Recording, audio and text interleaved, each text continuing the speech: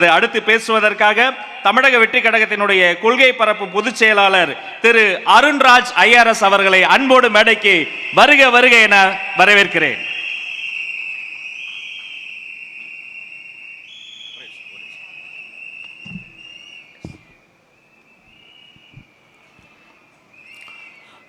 மொழிப்போர் தியாகிகளை வணங்கி இன்றைய வரலாற்று சிறப்புமிக்க தமிழக வெற்றி கழகத்தின் மாநில மாவட்ட கிளைக்கழக செயல் வீரர்கள் ஆலோசனை கூட்டத்திற்கு வந்திருக்கும் நம் வெற்றி தலைவர், தமிழ்நாட்டின் வருங்கால முதல்வர் அண்ணன் விஜய் அவர்களே, கழக பொதுச் செயலாளர் ஆனந்த் அண்ணா அவர்களே, உயர்மட்ட நிர்வாக குழு தலைமை ஒருங்கிணைப்பாளர் அண்ணன் செங்கோட்டையன் அவர்களே, தேர்தல் மேலாண்மை பொதுச் செயலாளர் சகோதரர் ஆதவ் அர்ஜுனா அவர்களே, இணை பொதுச் செயலாளர் நிர்மல்குமார் அவர்களே மற்றும் மாவட்ட மாநில கிளைக்கழக நிர்வாகிகளே, உங்கள் அனைவருக்கும் என் பணிவான காலை வணக்கங்கள். கொஞ்ச நாளைக்கு முன்னாடி ஒரு பத்திரிகையாளர் என்னை பார்த்து கேட்டார். அப்போ நமக்கு சின்னம் வரல சார், ஒருவேளை உங்களுக்கு ஒரு பொது சின்னம் வந்துச்சுன்னா எப்படி தமிழ்நாடு ஃபுல்லாக கொண்டு போவீங்க அப்படின்னு கேட்டார். நான் சொன்னேன், பொறுத்திருந்து பாருங்க அப்படின்னு நான் சொன்னேன். தேர்தல் ஆணையம் எப்போ அறிவிச்சதோ அடுத்த நிமிடம் தமிழ்நாடு மட்டும் இல்லை, இந்தியா ஃபுல்லாக மட்டும் இல்லை, வேர்ல்டு லெவலில் நம்ம ட்ரெண்டிங் ஆச்சு இந்த விசில். அதுதான் நம் வெற்றி தலைவர். இன்றைய தேதியில் தமிழ்நாட்டில் அவரை விட ஆளுமை மிக்க தலைவர் வேறு யார் இருக்கா? அது மட்டுமல்ல, தமிழ்நாட்டுக்கு அடுத்த முதல்வராக வரக்கூடிய தகுதி வேற யாருக்கு இருக்கு?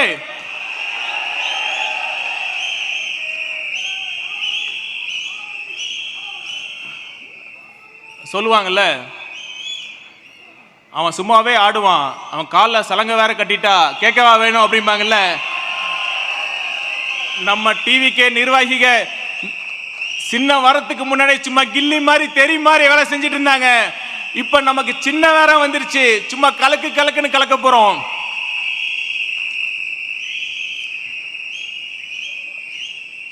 உண்மையிலுமே நம்ம நிர்வாகிகள் களத்தில் ரொம்ப சிறப்பாக பணியாற்றிட்டு இருக்காங்க. நான் அது சும்மா சொல்லலை, நான் நேராக களத்தில் இருந்தால் வரேன். 2 நாளைக்கு முன்னாடி திருச்செங்கோட்டில் ஒரு சம்பவம். அங்கே இருக்கிற அர்த்தநாரீஸ்வரர் கோயில் புதிய தேர் வெள்ளோட்டம் நிகழ்வு. அதுக்கு திமுகவும் பேனர் வச்சாங்க, நாமளும் பேனர் வச்சோம். முறையாக அனுமதி வாங்கி அதற்கு உண்டான தொகையை நகராட்சி நிர்வாகத்திடம் செலுத்தி தான் நாங்கள் பேனர் வச்சோம். ஆனால் அந்த நிர்வாகம், நகராட்சி நிர்வாகம் என்ன பண்ணாங்க, நைட்டு 11:30 மணிக்கு யாருக்கும் தெரியாமல் நம்ம வச்ச பேனரை மட்டும் கழட்டிட்டு வந்தாங்க. ஆனால் நம்ம நிர்வாகிங்க சும்மா கில்லி மாதிரி இருந்து அந்த நேரத்தில் விழிப்போட இருந்து அந்த மாநகராட்சி நிர்வாகத்தோட வண்டியை தடுத்து நிறுத்தி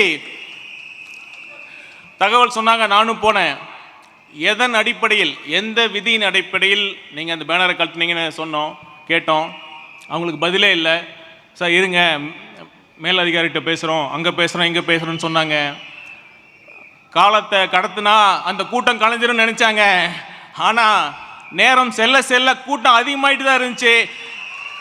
நைட்டு 2:30 மணிக்கு 200 பேர் நம்ம தமிழக வெற்றி கழகத்தின் நிர்வாகிகள் வந்தாங்கன்னா இதுதான் நம் வெற்றி தலைவர். இது அன்பால சேர்ந்த நிர்வாகிகள். இங்க யாரும் காசு கொடுத்து வரல, அன்பால மட்டும்தான் வந்திருக்காங்க.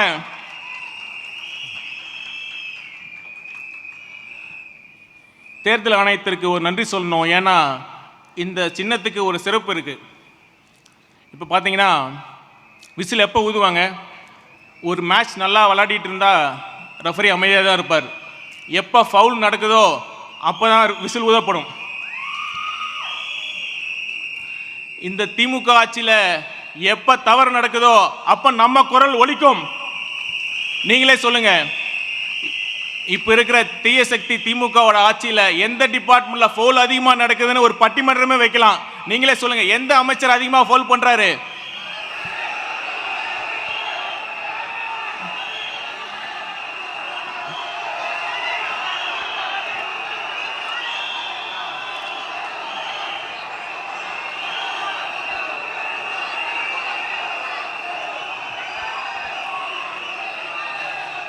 அதெல்லாம் கூட சின்ன ஃபோல் தான். ஆனா பெரிய ஃபோல் யார் தெரியுமா பண்றாரு? அந்த பெருமை நம்ம சிஎம் சாருக்கு தான் போவோம். ஏன்னா ஆட்சியோட முதன்மை பணியே மக்கள் பாதுகாப்பை உறுதி செய்யறது தான், சட்டம் ஒழுங்கை பாதுகாக்கிறது தான். ஆனா இன்னைக்கு தமிழ்நாட்டில் சட்டம் ஒழுங்கு எப்படி இருக்கு? எத்தனை கொலைகள், எத்தனை பாலியல் வன்கொடுமைகள், பெண்களுக்கு பாதுகாப்பே இல்லாத சூழல் தான் இருக்கு. இதுக்கு அடிப்படையான போதை கலாச்சாரமும் சட்டம் ஒழுங்குல தான் வருது. ஆனா நம்ம சிஎம் சார் அமைச்சரவையில் இருக்கிற ஒரு சுகாதாரத்துறை அமைச்சர் சொல்றாரு, தமிழ்நாட்டில் கஞ்சாவே இல்லையாம். அந்த அளவுக்கு ஒரு அமைச்சர் இருக்கார். இல்ல, நானும் ஒரு நிர்வாகத்தில் இருந்தவன் தான், அந்த முறையில் சொல்றேன். எந்த ஒரு ஆட்சியிலும் சில தவறுகள், சில குற்றங்கள் நடக்கலாம். ஆனா ஆட்சி நிர்வாகம் அவங்களுடைய வேலையை கரெக்டாக பண்ணாங்களாக தான் கேள்வி. இப்போ ஒரு சிஎம், அவர் தான் காவல் மந்திரியா இருக்காரு, இது வரைக்கும் ஏன் ரெகுலர் டிஜிபி அப்பாயிண்ட் பண்ணல? இதே மேடையில் மனம் வருந்தி ஆதங்கத்தோட நாம பதிவு பண்ணோம், மற்ற எதிர்க்கட்சிகளும் பதிவு பண்ணியிருக்கோம். ஆனால் இது வரைக்கும் சிஎம் சார் அசரவே இல்லை. வேற என்னதான் பண்றது? வேற ஸ்டைலில் கேட்டு பார்ப்போம். நம்ம வடிவேல் சார் ஒரு இதில் சொல்லுவார், ஒரு ஒயின் ஷாப்பில் நைட் மாட்டிப்பார். ஒயின் ஷாப் ஃபோன் பண்ணி, ஹலோ பிரபா ஒயின் ஷாப் ஓனருங்களா, கடை எப்போ சார் திறப்பீங்கன்னு கேட்பார். அதே மாதிரி நம்ம சிஎம் சாருக்கு ஆஃபீஸுக்கு ஃபோன் பண்ணி, CM sir, hello CM sir, எப்போ சார் தமிழ்நாட்டுக்கு ரெகுலர் டிஜிபி போட போறீங்க? நம்ம எல்லாரும் கேட்கணும். சிஎம் ஆஃபீஸ் நம்பர் இருக்கு, நாம எல்லாம் ஃபோன் பண்ணணும். அப்போ வாச்சும் நம்ம சிஎம் சார் ரெகுலர் டிஜிபி போறாங்களான்னு பார்க்கலாம். ஏன்னா இதுதான் ஒரு அடிப்படை பணியே. ஆனால் அதெல்லாம் விட்டுட்டு அவருக்கு வேற எதுக்கெல்லாமோ நேரம் இருக்கு. பார்க்கலாம்.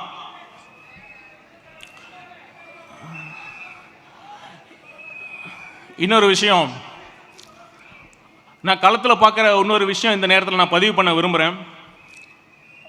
டிவிகேக்கு 28%, 30% வாக்கு வங்கின்னு சொல்கிறோம். ஆனால் களத்தில் போய் பார்த்தா ஒரு ரொம்ப ரொம்ப ஆச்சரியமான உண்மை என்னென்னா, இருக்கிற மகளிர்லாம் என்ன தெரியுமா சொல்கிறாங்க? சார், நாங்கள் டிவிகேக்கு சப்போர்ட் பண்ணுறது வெளியே சொல்ல முடியல, சொல்கிறதுக்கு பயமாக இருக்குது சார், எங்களுக்கு கொடுக்குற 1000 ரூபா கட் பண்ணிடுவாங்கன்னு பயமாக இருக்குது சார்னு சொல்கிறாங்க.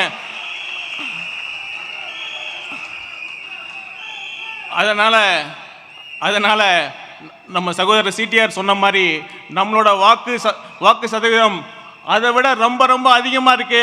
தேர்தலில் பார்ப்பீங்க, தமிழக வெற்றி கழகத்தின் உண்மையான ஆதரவு எவ்வளவு இருக்கு நீங்க தமிழக தேர்தலில் நடக்கிறப்ப உங்களுக்கு நல்லா தெரியும்.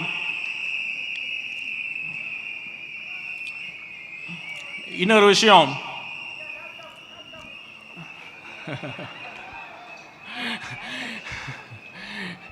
விஷயம், இப்போ என்னன்னா, இப்போ தேர்தல் வந்துட்டு இருக்கு. இன்னும் நமக்கு 2-3 மாதம் தான் இருக்கு. இந்த நேரத்தில் இது நம்ம தேர்தல் என்பது ஒரு மராத்தான் ரேஸ் மாதிரி.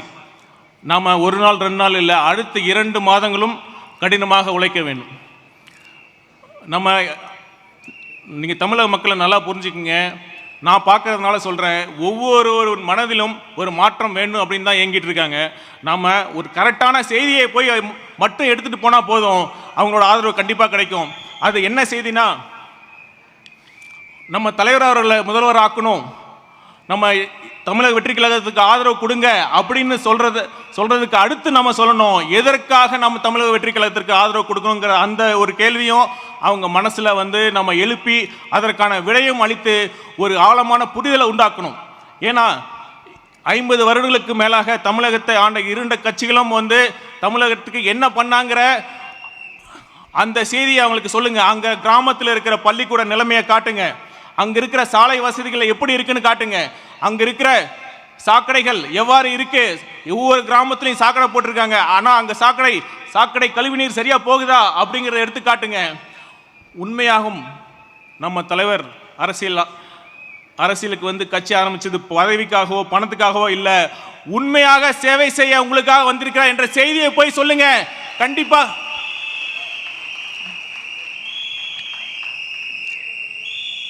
டெல்லியில் ஆம் ஆத்மி கட்சி அறுதி பெரும்பான்மை பெற்று ஆட்சி அமைச்சாங்க.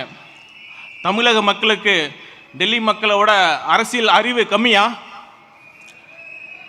அரசியல் முதிர்ச்சி கம்மியா? பகுத்தறிவு பிறந்த ஊர் இது. கண்டிப்பாக தமிழக மக்களுக்கு அரசியல் அறிவு மிக மிக அதிகம்.